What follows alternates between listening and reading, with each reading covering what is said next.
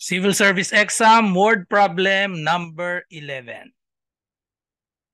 Okay, so try nyong sagutan muna. So on its own, a hose can fill up a swimming pool in 10 hours. Also on its own, a pipe can drain the full swimming pool in 20 hours. The swimming pool is start out empty and both the hose and the pipe are turned on. How many hours will it take the swimming pool to be filled? 20, 15, 12, or 10 hours. Okay, sagutan na natin. Okay, so paano ba sagutan ang ganitong type ng problem? Para lang din itong kaparehas ng formula para sa work problem. So ano ba yung formula natin para sa work problem? Di ba pag nagtulong, so sa work problem, ang formula natin pag nagtulong, 1 plus A plus 1 over B equals 1 over, let's say, X. Ito yung together. Pwedeng yung ilagay natin kahit anong variable naman pwede.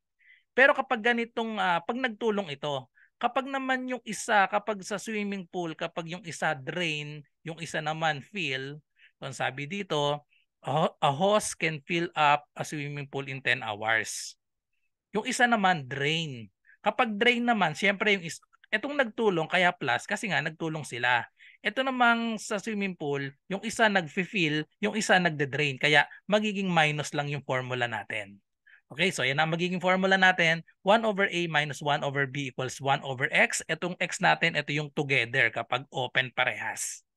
Okay, so i-substitute lang natin ng given. So itong A, ito yung hose.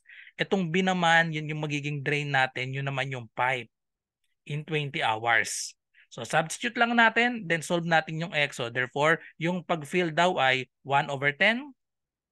And then minus, yung pag-drain naman ay 1 over 20. Okay, so equals 1 over X. So yan na lang ang isosolve natin. Yan ang magiging working equation natin. Just solve for X. Okay, so rational equation na siya since may denominator tayo. So to solve this, ang gagawin lang natin, tanggalin natin yung denominator, i-multiply natin both sides by the LCD. Ano ba ang LCD ng 10, 20, tsaka X? So 10, 20 at X, ang LCD lang yan ay 20. Since yung 20 pwedeng i-divide sa 10. So 20X ang ating LCD. I-multiply natin both sides of the equation by 20X. So multiply natin both sides by 20X. So we have 20X divided by 10. That is equal to 2X.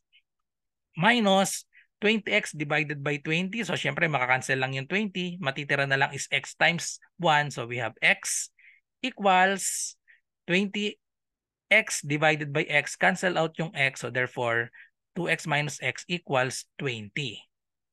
So next, 2x minus x. So may invisible na 1 dito. 2x minus 1x, that is equal to 1x equals 20. So itong 1, pwede nang hindi isulat yan. Therefore, x is equal to 20. So ganun lang kasimple. Ang answer na natin ay letter A, 20 hours.